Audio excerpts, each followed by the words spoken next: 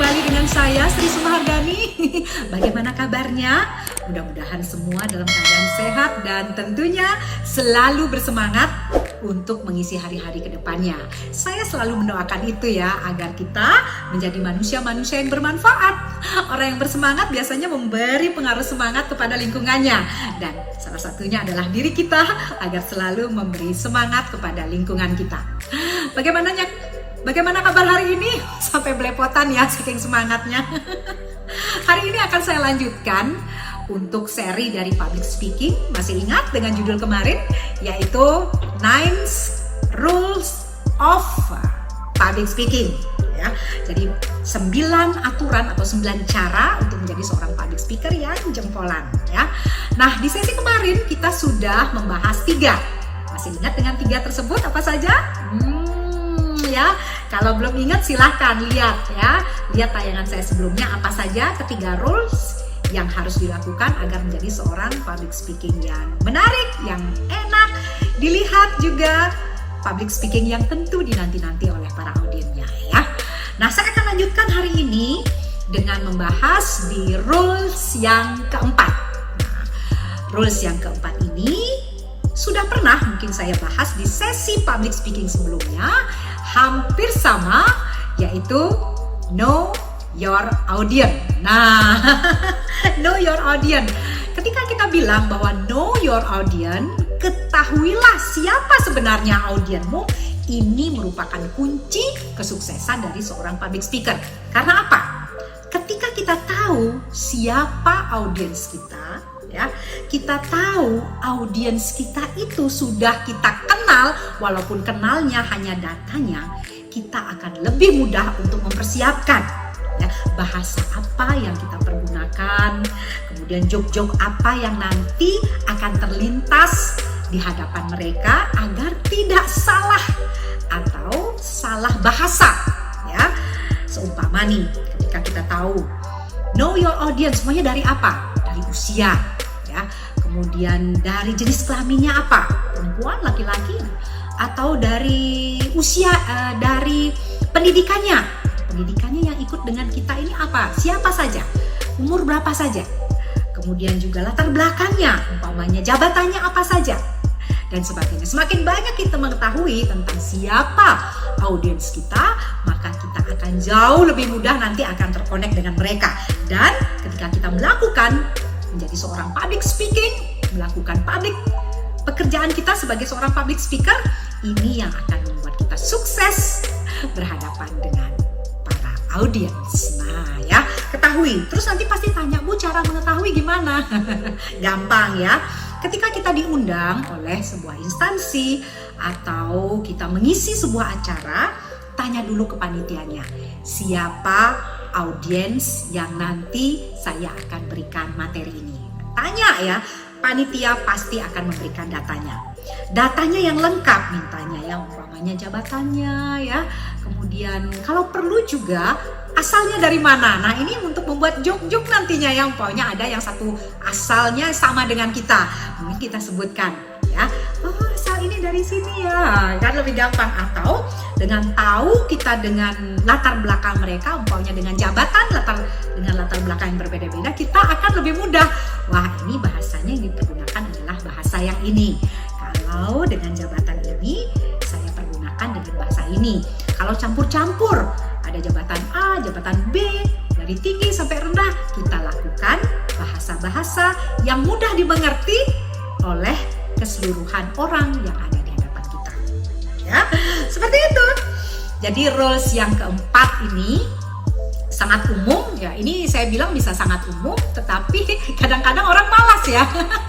Datang saja gitu, tontonnya kaget sampai di sana, oh ternyata audiens kita kok seperti ini. Nah ya, jadi ingat kembali lagi, rules yang keempat itu adalah know your audience. Jangan lengah, kita harus tahu siapakah sebenarnya audiens yang ada di hadapan kita. Ini akan mempermudah kita untuk sukses menjadi seorang public speaker ya. Itu rules yang keempat. Rules yang kelima adalah time of the essence. Wah, ini tumben ya dengarnya ya. Kata orang time is money gitu ya. Kalau dalam public speaking, time of the essence. Artinya waktu itu sangat krusial, sangat penting ya. Jadi yang berhadapan dengan waktu di sini adalah durasi. Nah, berbicara masalah durasi, dari pengalaman saya, beberapa kali saya mengajak speaker yang lain itu kedodoran di durasi. Jangan sampai terjadi seperti ini ya. Jadi ketika kita berbicara mempunyai waktu yang 1 jam, kita harus benar-benar mengatur 1 jam ini seperti apa. Mana yang kita cepatkan, mana yang kita lambatkan, mana yang kita tekankan, mana yang lebih banyak penjelasannya. Sudah jelas ya, dalam 1 jam ini kita harus sudah selesai untuk men-sharingkan materi yang sudah kita siapkan. Jangan sampai ngelantur ya. Biasanya ini kalau sudah keasikan di depan audiens ya, ngelantur bicaranya. Apalagi saat perkenalan itu ngelantur, totonya perkenalannya sudah setengah jam ya, padahal waktu yang disediakan adalah 1 jam. Nanti audiensnya bisa marah tuh. Gimana nih bapak ini atau gimana ibu ini? Kok kebanyakan perkenalan gitu ya. Jadi kembali lagi, waktu atau durasi itu adalah sangat krusial, sangat penting. Ini biasanya akan terjadi seperti ini, Bu, kalau di tengah-tengahnya banyak orang bertanya gitu ya. Nah, tergantung dari rules kita nanti, apakah kita memperbolehkan audiens untuk bertanya di tengah-tengah kita memberikan sebuah materi. Kembali lagi, time ini, waktu ini adalah sangat krusial, sangat penting. Banyak public speaker kedodoran karena mereka menganggap enteng. 1 jam, oke, saya akan bicara 1 jam. Tapi dia hanya berkutat kepada 1 materi saja. Tidak habis di materi, semua materi yang sudah disiapkan. Hati-hati dengan time, hati-hati dengan waktu. Belajarlah memakai waktu yang tepat ya, sesuai dengan kontrak kerja atau sesuai dengan hal-hal yang sudah diperjanjikan dengan pihak panitia. Atau kebalikan ya, kadang-kadang ada public speaker terlalu cepat ya, umpamanya diberikan waktu 3 jam, dia hanya mengisi 1 jam, sudah selesai gitu. Kalau ini seperti ini gimana kira-kira? Nah, kalau seperti ini juga kurang baik ya. Kita seakan-akan maaf ini korupsi waktu gitu. Jadi kita harus benar-benar memakai waktu dengan tepat, dengan bijak, dengan sesuai dengan perjanjian yang sudah diperjanjikan sebelumnya dengan pihak panitia. Jadi kembali lagi, sebenarnya adalah waktu ini sangat menentukan keberhasilan dari seorang public speaker. Jangan kita terlalu cepat dari waktu yang sudah disampaikan, juga jangan terlalu molor dari waktu yang sudah diperjanjikan dengan pihak panitia. Hati-hati dengan waktu ya. Audiens banyak yang menggerutu loh tentang waktu, tapi mereka kadang tidak menyampaikan kepada seorang public speaker.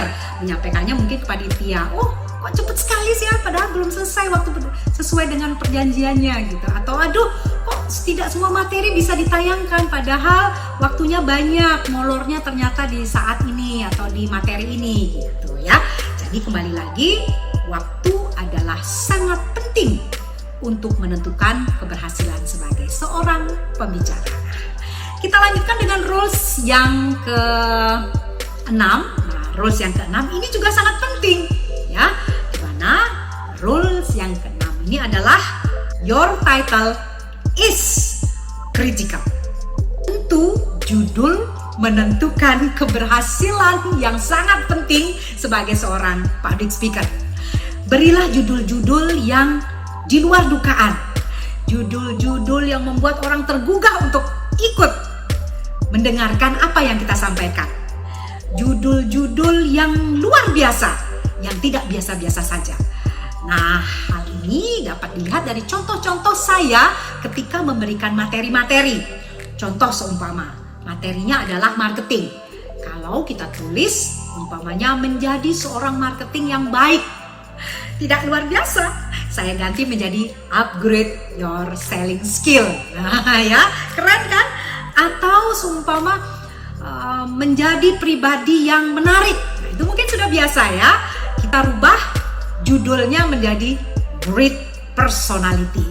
Boleh dipakai bahasa-bahasa yang lain agar memancing audiens untuk ikut mendengarkan dengan baik nanti apa yang akan kita sharingkan ya. Jadi judul ini sangatlah penting untuk keberhasilan kita menjadi seorang public public speaker. Namun, hati-hati dengan judul juga. Jangan sampai judul yang kita sampaikan itu berbeda dengan isinya. Nah, ini berbahaya ya. Jadi judulnya harus sama dengan isinya.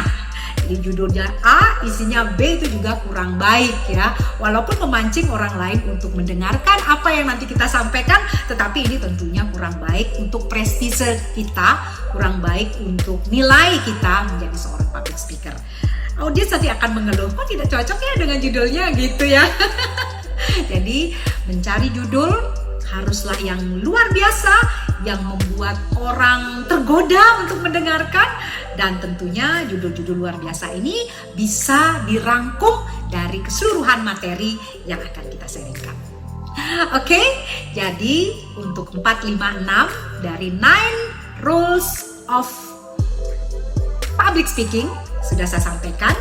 Di keempat, 5, dan 6 ini tentunya masih ingat, kita ulangi. Yang pertama tentunya adalah know your audience, ya, ketahui siapa audiens kita. Kemudian yang kedua, ingat time of the essence, ya, bahwa waktu itu, durasi itu sangat menentukan keberhasilan dari seorang public speaker. Dan yang ketiga adalah your title is critical. Jadi sebenarnya judul itu sangat penting, menentukan juga keberhasilan dari seorang public speaker. Sekian dulu untuk materi 4, 5, 6 dari 9 Rules of Public Speaking. Saya akan lanjutkan untuk rules selanjutnya, yaitu yang ke-7, ke-8, dan ke-9 pada sesi berikutnya. Selalu ingat, subscribe channel YouTube saya, Sri Sumahardani, karena banyak sekali materi-materi yang akan saya sharingkan dan tentu sangat bermanfaat untuk meningkatkan soft skill yang kita miliki. Ikuti terus, share, kemudian ingat, like dan komen ya. Baik, sampai di sini dulu. Sampai jumpa ya. Dan selalu bersemangat untuk mengisi hari-hari ke depannya. Saya Sri Sumahardani, salam senyum sang penyihir Sri Sumahardani. Sampai jumpa lagi. Dah. Time management ya. Ingat itu, jangan terlalu durasinya kepanjangan, jangan terlalu kependekan ya.